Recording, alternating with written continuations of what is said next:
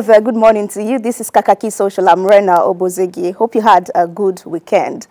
Today we begin with the appointment of Ibrahim Kashim Imam as board chairman of the Federal Roads Maintenance Agency, FERMA, that has continued to generate mixed reactions on social media.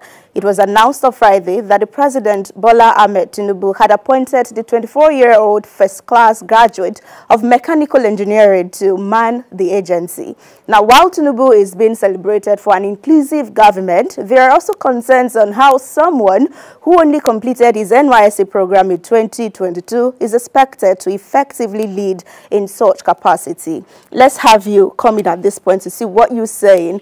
Onoshiorena says he is the son of a former PDP chieftain in Borno State, Kashim Ibrahim Imam, family recycling at the expense of experience.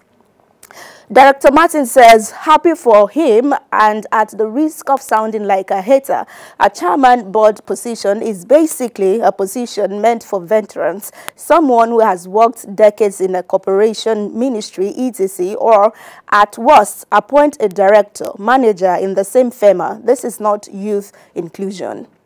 Also in reaction, Fisglam says he doesn't have the experience to execute such office. We have experienced and very civil engineers in the country. Make it make sense now. Just passed out of camp. Now, wow. And then Coach Tino says Tinubu don't know about this appointment, and he says stop lying. I don't know if he is insinuating that this appointment was made by the spokesperson, and then finally, Ife Dolakpo says they never give FFK. Definitely making a case for FFK right here. But let's see, just as we were disappointed, is it disappointed, shocked or something, when Keyamu came in at the last minute, maybe FFK is also coming in. So let's move on to Ogun State to say that a man who claimed to be the chairman of Shokoye Community Development Area in Ogun State has called out the state governor, Dapo Abiodun, over the distribution of palliatives in the state.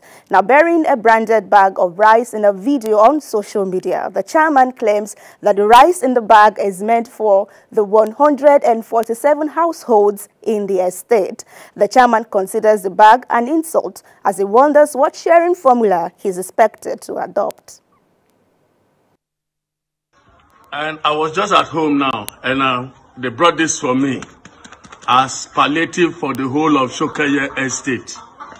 In this estate, we have 147 houses with families and tenants living there. I'm confused now. I don't know how to share this for 147 households in Shokoye Estate. If you guys, the government, I'm talking to Dapo Abiodun now. If you people know you cannot do something, don't do it. We are not hungry, we are not beggars. So we don't need your rice as palliative. This is not even one bag. This is not up to an eighth of a bag of rice. This is an insult.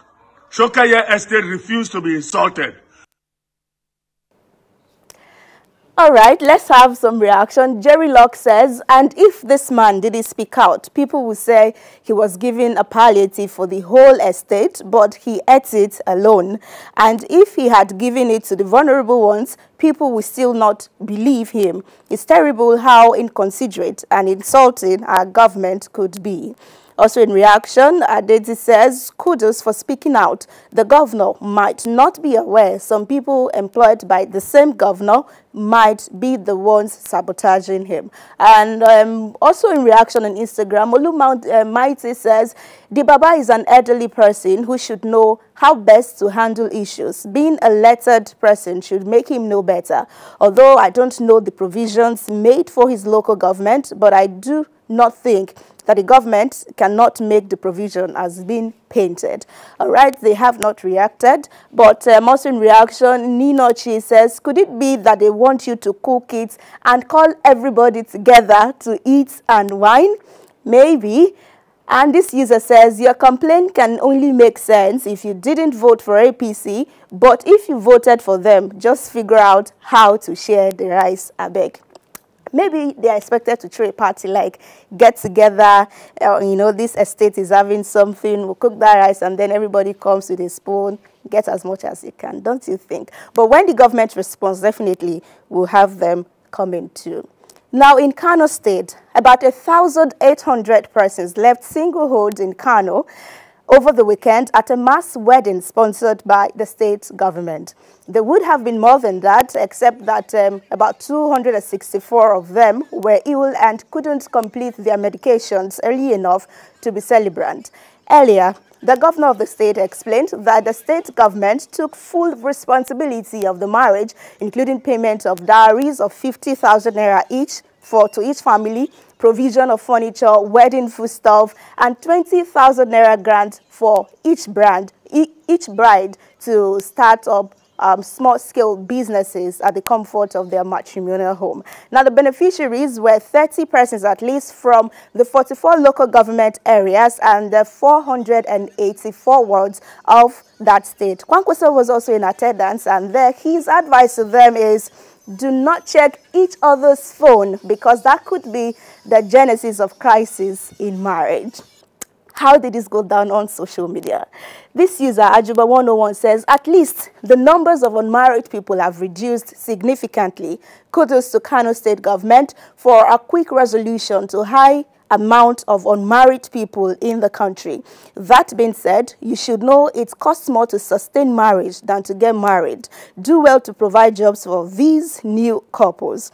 Also in reaction, another user says, let's get them married fast. Have more kids for election purposes.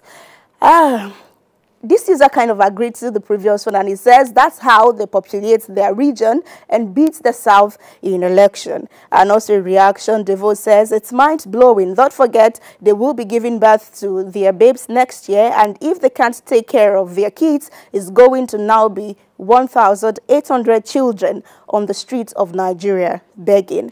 We definitely do not want to have this case, because when you already sponsor someone's marriage, I mean, wedding, of course, and then the marriage is there unsponsored, they are definitely going to give birth. And this kind of reminds me of how much my pastor is making efforts to have every single person in his church just married. Maybe this is a strategy for my pastor at the Supernatural Life Church. And then to our final story. The story of Brian Uwenda Ungaji from Kenya, the man who allegedly impersonated a lawyer and represented multiple clients in court. 126 cases has taken a new twist. Contrary to some reports on social media who claim that he had 126 cases, it has emerged online that he has never won any case, and actually, because of complaints from people, that's how he was actually arrested. He said he has cost their hard-earned money and didn't possess the right legal skills to do the job he claimed that he was doing. It was said that the kind of pleadings that he was doing for the cases he drafted and submitted were severely lacking and did not meet the required legal standards. Now, what he said he actually did was inscribe his name on an already existing law firm to make it appear like a partnership, which was never the case, and then it never existed. Now, besides complaints from public, how he was caught was that the authentic owner had some complications when trying to acquire his practicing certificate, and he had to reach out to the state government, or I mean the person in charge, you know, for support staff for assistance. Then that was how he realized that the other Brian, this one that we know, had somehow taken hold of his account, changed all his personal details except his admission number. He was contacted, and then he accepted, and he said he needed about 48 hours to rectify the error. Investigation into this matter on how he was able to access the portal and obtain a practicing certificate using another lawyer's credentials and now ongoing. So that's the story. It was said that he won 26 cases earlier, but definitely he didn't win anything according to the development. So that's everything on Kakaaki Social this morning. Thank you so much for being a part of it. I will see you again tomorrow. Good.